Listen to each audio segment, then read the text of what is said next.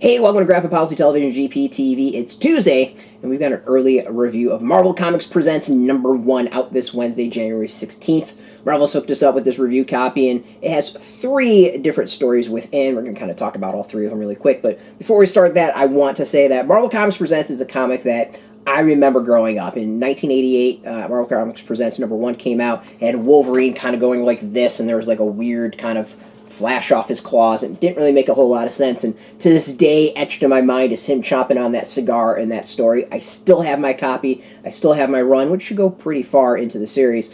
It ran, I think, for 7 years. This is a comic that just kind of etches in my head as one of those earliest comics that I bought and was super excited because I was a Marvel geek back then. So to be able to see the new comic, really excited. It's great that this is back. 31 years. It's been impressive of a length that we've had to wait. So there's 3 stories. The first is Wolverines by Charles Soule, Paulo Siqueira, inker Oren Jr., colorist Frank D'Amardo, and Joe Caramagna. It's a letter. It's an early story of Wolverine back in the war, and involves a demon being raised, and some Canadian military having to take on some Nazi scum, which is always great. It takes place in the 40s, so World War II. And the story's decent. It's the first part of many. Because it's a shorter story, we don't quite get as much out of it, so it does feel like a little brief. But this is what I remember from back in the day of Marvel Comics Presents. Those stories were really brief and sometimes irritating because of that. This isn't irritating. It actually gets me to be excited about the next chapter of it and see where it goes. It's an interesting concept. Basically, I think it's going to be a demon that kind of comes back every so often. All right, next is Namor by Greg Pak, Tomm Coker, Michael Garland. It's color, and Joe Caramagna is the letter. This is Namor during World War II. I thought there was going to be like a World War II theme about this issue. Apparently not.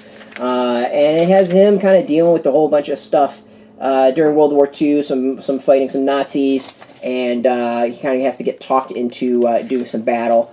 I don't want to give the twist away from this, but there's a really, really interesting twist about it, and kind of sets up a good personality for Namor, especially considering The Invaders is out this week as well. It kind of ties into that, his attitude, which should be really interesting. And it's a one-and-done issue, or a one-and-done story. You read it, and there's no continuation, which is great. The end of it, I think, is really solid. Then there's a Captain America story from Nocenti. Pencils by Greg Land. Jay Leisten is ink. Frank D'Amardo is the color, and Joe Caramagna is the letter. This is just kind of Cap doing his thing, trying to be the every person across America. He just kind of does a thing and winds up talking to this girl who wants to be a daredevil. Kind of an interesting direction, not exactly where I thought it would go as far as the story. So that's good, but overall it was kind of, it felt like an after-school special, I think, in a lot of ways. But definitely it was unique, so I'll give it that. Greg Land art it's Greg Land art.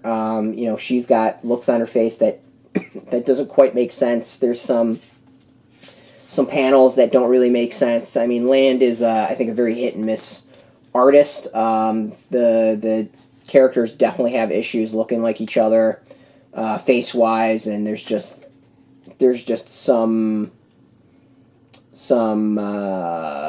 I don't know, just facial expressions I don't think quite fit the actual characters. So, yeah, it's Greg Land art. Let's go with that. So we got issue 2 will be coming out. Really kind of looking forward to that. That's going to have Wolverine, Mr. Fantastic, and Gorilla Man. I mean, it's Marvel Comics Presents. A bunch of short stories. If you like that concept, go for it. It's 3 really decent stories. The art on one's a little iffy, but the art on the others is great. So this is actually a pretty solid one to pick up. You're going to be sucked in. This is a welcome return of the series, and exactly what I remember. It really does have the feel of the original series, which is great. Out in comic shops this Wednesday. Go support your comic shop. We got a link beneath this video. You put in your zip code, it'll tell if the shop's near you. No shop, no problem. We do have some affiliate links. There are affiliate links, so we get a small percentage of that. By doing that, you help support our site, though, so thank you. I want to thank Marvel for hooking us up with a review copy, and that support. We like to be transparent as to what we get for free, so you can determine how full of it I am.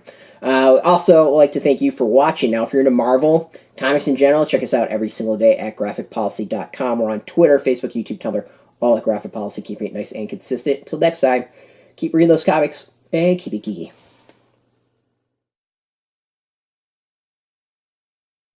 Hey, thanks for watching the previous video from Graphic Policy Television. Just by watching, you help support our site. Thank you so much. Now, if you're watching these videos, you probably care about geeky things like movies, television, comic books, toys, games, video games, you name it. You can go and subscribe right now to our YouTube channel to stay in touch and catch all the new videos, or check out our website at graphicpolicy.com. There's a nice link on this end of the video. But as always, thank you for watching. Keep on rocking and keep it geeky.